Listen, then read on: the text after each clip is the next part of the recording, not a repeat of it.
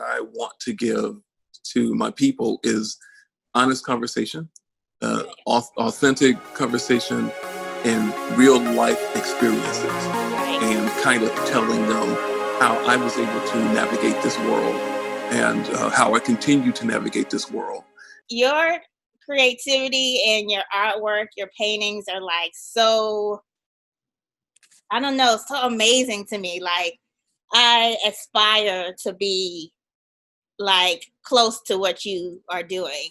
I used to paint, I'm more abstract, but I have stopped to create with comfy art, to do comfy art. So I planned on getting back to it, and just dealing with a lot of creatives and a lot of artists with comfy art has kind of like pushed me to kind of, okay, let me just do it. You have a lot of florals in your paintings, and we wanted to know, like, what did that symbolize for you? There's so many different reasons for the floral, but quite honestly, the first time I did a floral really is right after my mother passed away.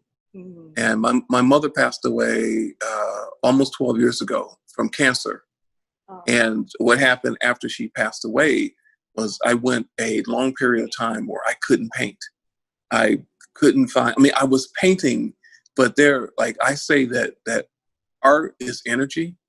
Yeah. And when you're producing art mechanically, it has no energy.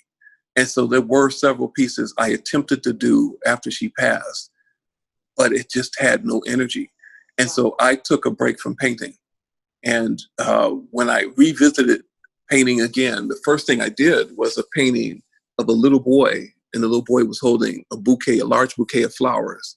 And I realized that little boy was me. And so the name of the piece is called Not Enough Flowers. Wow. And it was like, no matter what I do, how many flowers I pick and give, there'll never be enough to express how much I love her. I have been inspired by her, how she had always been my biggest champion. Abraham Lincoln said that all that I am and will ever be, I owe to my mother.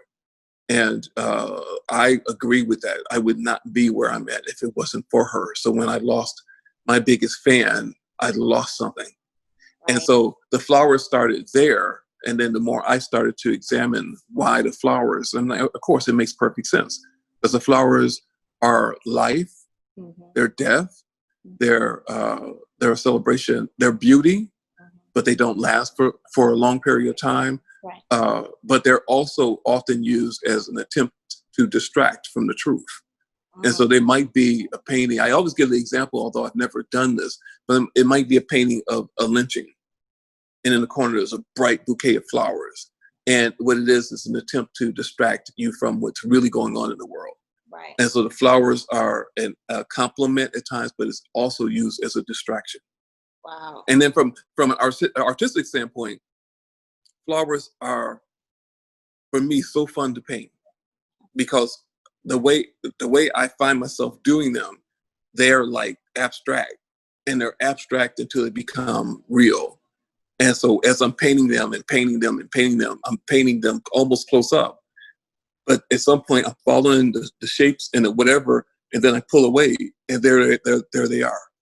Wow. And so I love that experience of seeing, okay, and like if I let myself get into my ego, it is like, you're messing up the flowers. You're messing up the flowers. They don't look like flowers, and then at some point they become flowers. So I love painting flowers. Wow. That's so cool. And I want to transition into more about your childhood and how that affected and influenced your artwork.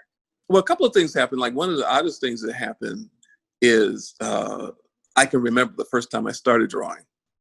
And I started drawing at the age of 4. And the reason I know that is that was the year that the Beatles came to America for the first time. Wow. And I was totally intrigued by the Beatles. I mean, I love their music. I love their mop top hair and these tailored suits and these cool black boots. And so it was everything about them that I loved. And so I drew them over and over and over again. And so that's how it started. But then, like, it wasn't uncommon in my household. I had a little brother who was a painter artist. And I have a brother, like, so my little brother's 2 years younger than me, and I have a brother who's a year older than me. And they were both, when I was young, much better than me. Mm. And but it was something that we all did just to kind of entertain ourselves. So it was one of those things I didn't think was special. But what I began to realize was my passion for it was greater than theirs. Mm. I drew all the time. They drew whenever they felt like it. Okay. And so when I went into high school, it was like, you know what? I found out, like, you could get art scholarships. You could go to school. Right. And like, so I'm like, you know, like, I'm an average athlete. My brothers are both better athletes. So I'm like, I'm not getting in on an athletic scholarship. Perhaps I can do this. So then I began to get serious about art, probably my junior year of high school. Okay. Do they still like do art, or they're in a whole nother? Not. You know what? A few years ago, maybe 5 years ago, my older brother and I did an abstract together. We had gone to see an exhibit, and there was a mentor of mine who had a ton of oversized canvases that he had in his garage that he was getting rid of. So he gave them to me, and so we decided to go back to his place because we were in Wisconsin, Milwaukee, which is where I was raised at the time. And so we went back to my brother's house and we did an abstract together, which he still has hanging up. Wow. My younger brother is in sales, and he decided maybe 6 months ago, because of everybody kind of in quarantine or everybody at home, he decided to pick up a pencil again. And he was he started rolling for about a month and realized he had left it too long ago. And so to get back to it frustrated him. And so every time I talk to him now, I'm like, what happened to those drawings you started? And he's like, I think he's put them aside. Congratulations. Thank you. Thank you. On a lot of things that happen simultaneously, like the John Legend cover dropped, and I've been on that CD, my age, on that download. Digital download for about, once it came out, because it's amazing. You can listen to it all the way through. It's absolutely beautiful. Yeah. It didn't dawn on me while I was working on the CD. Yeah. Like you're saying. Right. And I'm like, wait a minute. Nobody's going to have a CD. Right. This is not going to be where everybody has their CD of John Legend's art. It's going to be a digital down. And so it's kind of like, for a moment, I was like, oh, man. Right. And then it was like, you know what? It is what it is, but nobody has CDs anymore. Right. So I hear what you're saying. It was like, I'm thinking I'm getting ready to do John Legend's CD. And then it dawned on me, like, there isn't a CD anymore. Wow. I wanted to know, what was the experience? I don't know if you worked with his team or him, how he reached out and all of that stuff. My partner and I we decided to spend a month in South Africa. So the month of February, we were there. And we went to Cape Town, and I took a lot of pictures of landscapes and everything like that, because Cape Town is absolutely beautiful. It is like our second home at this point. But I documented a lot of stuff. But one of the conversations I had with her while I was there was like, you know what? My work speaks to America, and it's about America. And like, you know what? For the world to really get what I'm doing, I need to kind of figure out a way to become more universal. Yeah. And so we went to a couple of art shows, and I'm like, African artists are in the house. They're killing it with just gorgeous, creative concepts and execution. But while I was there, I started thinking, like, Black art, African art, which we're part of, is universal. Right. It's like, if I speak the truth about being Black, that is something that anybody and everybody can relate to. Right. And so I came back from that experience in South Africa realizing that, like, Black art is universal. I think the only time it's less universal is when there are American flags incorporated. And I have a couple of pieces I've used the American flag in. So getting back here, immediately coming back, and then shut down of the country. And so while I'm here and we're shut down and everything like that, I get a message from Sony on April 2nd. Oh. And so it says, would you be interested in doing John Legend's CD cover or cover? And I'm thinking, April 2nd, is this a late April Fool's joke? Right? Like this would be really messed up if this is a joke. But let me call and find out. And so I spoke to the creative director at Sony, and his name is David Gett. And David started to explain to me, like, would you be, and the way he was approaching me, I was blown away by the idea that it was like, would you be willing to do this? And I'm like, are you kidding? Are you kidding me? You're treating me as if I'm something more than there is the perception of me, and then there's the me. Yeah. And I'm like, I'm just Charlie. Right. But it's like, you're right. So it's like, but yeah, I would love to do this. And I said, and I love John Legend's music. And so, I mean, both of them are things that I'm in on. Mm-hmm. And so he said, well, what we're going to do is we're going to get on the phone with John, and we're going to talk about it. And, he's going to tell you what he wants and everything. So when I got on the phone with John, the first thing that I mentioned casually was, like I said, first of all, love your music. And I mentioned that we had just came back from South Africa, and he said, oh, South Africa. He said, South Africa is my second best market in the world. Wow. And he said, what part of South Africa? I said, well, it was Cape Town, but we stayed mostly in Johannesburg, but we went to Cape Town for a week, and we just got to talking about that. And then I mentioned to John, Bitches Brew, which is a classic album by Miles Davis. Mm. And it was a beautifully painted 2 black figures. There's an ocean in it, and there's sky. And I could see like the concept of bigger love mm-hmm. being about the universe. See, full circle. Right. And he said, I love that idea. In fact, when we were talking, he Googled it and saw like the Bitches Brew cover and said, oh, I love this. So I talked to him about the protea, which is a South African flower. Mm-hmm. And I had taken a lot of pictures of that flower. And so I collected all this information in preparation for now I realize this. Wow. I came back prepared. And so if you look at that cover, you'll see the universe in his head. You'll see the protea, which is the flower mm-hmm. on his shoulder. And it's like, it's all incorporated in there. So it was like that moment where I realized coming back to South Africa, and I had spent some time visiting a go-go, which is a spiritual reader mm-hmm. while I was there. And the things that she shared with me shifted my world.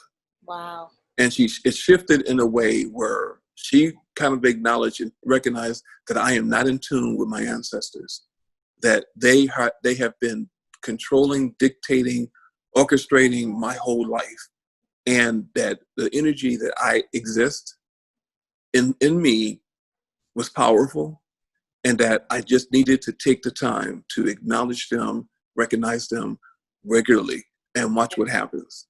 And it required that I do something that the ego at first would not allow me to do. Okay. And it was simply approaching a fellow artist that I had some jealousy and envy of. Mm. And I standing before him and apologizing and saying, you are my brother. And for me to behave the way I have is absolutely no justification for it. And so we had a serious sit down talk, and then everything shifted. I went back to working. Him and I correspond regularly, and we burn candles in honor of them every day, and every day something amazing happens. Wow, that's so crazy, because I've started for a couple of months now, have been speaking to my spirit guides. Mm-hmm. Just talking to them and having them to just guide me on my journey with this new venture that I have. Because sometimes it can be depressing, lonely, people not knowing what you are doing at the time, when you have all this stuff in your brain, in your mind that mm-hmm. you dream of and you want it to be, but other people don't understand it. So it's just right. The only thing that I can do that I think that they will understand, or whoever is listening mm-hmm. can understand. Right. And when I do that, like you said, things kind of open up because they want to help you. And mm-hmm. and I don't know when whoever looks at this and sees this, it's just like, I don't know how connected people are spiritually and all of that, but it's a whole nother awakening when you do that. We can take that a little bit further. And so for any artist that kind of like thinks we're talking hoodoo and voodoo or whatever they want to, Right. it's like this isn't about that. It's about your spirit and knowing that there is something greater than you out there, and that everything that happens, especially when you're a creative spirit, is bigger than you. And so like one of my biggest transitions, even as an artist, is when I began to realize that the art that was happening wasn't me. That the art that was happening, I am only acting as a vessel to something greater than myself. And I say to anybody, call that whatever you choose to. Call it God, Allah, call it whatever you want to. Call it your spirit guide, call it the universe. I'm calling it my mother and my daddy. I'm calling it my ancestors. But I know that there's something bigger than me. And so what helped me with that is once I embraced that and accepted that, I began to see work coming through me that's better than anything I thought I could do on my own, because the ego was no longer attached to it. I was no longer in the way when I realized, okay, what's going to happen today? And I can watch it happen. Or I watch video of times of me working and I'm fascinated by it. Yeah. But I almost experience it as an outer body when I'm watching these videos, because some of it is happening and it looks like a real artist is doing this work.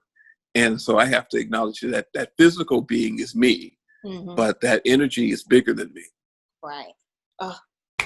So what advice do you give artists to in making a lifetime of art in their career? Okay, I think one of the things that's natural about artists is artists are recluse. They are introverts, as I am. Surround yourself with other creative people, and surround yourself with, especially when it comes to art, or if you're a painter, find better painters than yourself. You will never go to another level if you stay around people that are kind of doing what you're doing and not challenging you to take it higher. Release the ego. Because you have to be open to critique. I've had experiences where people have viciously attacked my work, and people are surprised at how I respond to it, because I respond to it in a way, it's like, everybody's entitled to an opinion. And if you give me something that I cannot use, I'm going to discard it. If you give me something that I recognize is constructive and I can use, I'm going to use it and be grateful for both. But also when you kind of like operate with you understanding the fact that you are a vessel, then when people attack what comes through me, it's not personal. And so not that I can want to defend something that says not very good when it comes to my work. I have no desire or need to defend, but I also have no need to claim credit when it's received well. Again, it's saying it is not me. So you can't have one without the other. Right. So people assume that I'm being humble when they say like how good I am or how great I am. And I'm like, it's not me, or thank you. But it's like, because no, I have to understand it. I can't have like, yes, when you give me compliments, I'm wonderful. And if you attack me or you put down the work, I'm going to ignore you. I'm going to receive both to the best I can, and then know that what you see may not be meant for you if it's something you don't like, and then it's speaking to someone, right. And that someone may not be you. So right. So I really tell people all the time, like, if you are meant to be an artist, there's nothing that's going to keep you from being an artist. But when I talk to young people, the first thing I say when I get up in front of a bunch of young people is find something that you enjoy doing, and you'll never have to work a day in your life. And so that does not mean, because I had a conversation once with someone who said, I don't agree with that because this is so hard. I'm like, nah, I did not say it's not hard. Right. I said, find something you enjoy doing and you'll never have to work a day in your life. You will be, you'll have to put a lot of time into it, and it will be a form of work. Right. But the reward and everything, you get lost in time. You get lost in what you're creating. You get lost, and I do all the time. I work so late because I want to know what this piece is going to look like. It's like reading a good book. I want to see what the end is going to be. Right. You know, and so that's why I'm motivated every day. Like someone asked me one day recently, like, are you willing to embrace that you are a living master? And like, not at all. I will not embrace that, because if I'm a master and I've reached the pinnacle, then where do I go? What do I do for the rest of my life? Right. I want to be doing this until I'm almost dead. And at that point, if I'm still doing good work and somebody says you're a master, I say I accept it, because I'm leaving anyway in a minute. Right. You know what I mean? Right. Can you tell me more about your experience with Time Magazine and how that came about too? Okay, so that's the thing. But that's what I wanted to talk about. Like again, how much the ancestors are working. I did a project with keep remembering Selena Gomez. Her people reached out to me to use an image for Black Lives Matter campaign. And then John Legend came. And so I'm like, these two must be on the same label or connected in some way. So I'm looking to try to find out, and there's no connection. And so what happened with the Time Magazine art director, his name is D.W. Pine, called me up and said, would you be interested in doing a Time Magazine cover?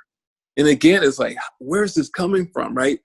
And so I'm like, well, of course, John Legend's thing just popped off, like dropped 2 weeks ago. He saw that. And so at one point while we're talking, I mentioned like the John Legend cover. And he says, what? You did the John Legend cover? And he's like, oh my God. And like, so he didn't know I did. I'm like, so wow, these great, amazing things are happening and they're not connected, but they are connected because again, the spirits are saying with the gifts and the opportunities that we're giving you, you know, comes responsibility. And there's a huge responsibility on my part to make a difference for young Black kids. Yeah. But so he told me, he's from the Atlanta area originally. Okay. He actually worked with one of my good friends, but again, none of that was connected. But when he went to Time Magazine and they decided to do this special issue, they wanted somebody who's been addressing that subject about the African-American experience, social injustice. And maybe he Googled my name or something like that, but he found that I had a huge body of work related to that because I've been doing that for 20 years. Right. And so he kind of, you know, and he kind of said, do whatever you want to. And I said, you know, what I'd like to do is submit some sketches just to kind of see if I'm on track. And so I submitted, you know, 8 rough sketches. And from that, he narrowed it down to 1. And we changed a major part of it because originally that cover was going to be a woman. And it turned out to be a little girl instead. But when I talk about the narrative, which is in the magazine itself, it's really about, like, I started realizing how frightened our children are. And like, it was like, and I'm angry at times to think that, you know, I'm a child of the 60s, and that was a scary time. But I would think that my children should not, or my grandchildren and my great-grandchildren should not have to worry about this anymore. Right. Here we are. We're still talking about the same things. We're still fearful of the same things. And that's what the cover was all about. Wow. So, yeah, I want to piggyback on the culture here in Atlanta. What would you change in Atlanta that you think can help creatives be seen as an essential part of the community? I think the change is happening. I think that what we have to do is, as much as we can be as a community, meaning a Black community, is figure out ways of self-reliance. And I think that some corporations are more serious than ever before about trying to figure out how they can help. And so for those that oppose the idea of taking their money, we've earned that money. We've built those resources and that money for them. Yeah. And so why not take some of that money and find ways to develop these programs to help educate our children, to give them more exposure to the great things that they otherwise won't have a chance to do. And that is part of my commitment. It's like wherever I can help to develop programs where I can work with self-sustainable projects that will live long after that money comes, because we can create things and start to develop our own resources to continue to build make these statements, make these demands, because we deserve this, we've earned this, and focus on us. You know, and I think that when I don't know how much of your audience might be not Black, but I am very much about blackity black, and everything we can, anything and everything we can to build Blackness. My daughter once called me a racist, and I said to her, it's like, I said, sweetie, I don't hate white people. I just love passionately Black people. And so my focus, my energy is to help us. My desire to teach, my willingness to give access is for us, because we don't get the advantages that they do. And so that's all that's important to me. If I offend people that are not Black, okay, that really doesn't matter to me, because what I'm focusing on is helping Black people. Your artwork exudes love of Black people, like you said, and our history. What do you want other cultures to see when they see your work? I know what we are. I want us to see how beautiful we are. Yeah. I want us to see how powerful and intelligent and creative we are. And however they choose to see it, go ahead. I just don't. I mean, because I'm tired of trying to explain or convince anybody else, because I think it starts from us, because there's still not enough of that. There's not enough of us loving ourselves. And so that's what's important to me. I think everybody's on it. Like, we're on the same page when it comes to that. Thank you so much. You have a good day. You too.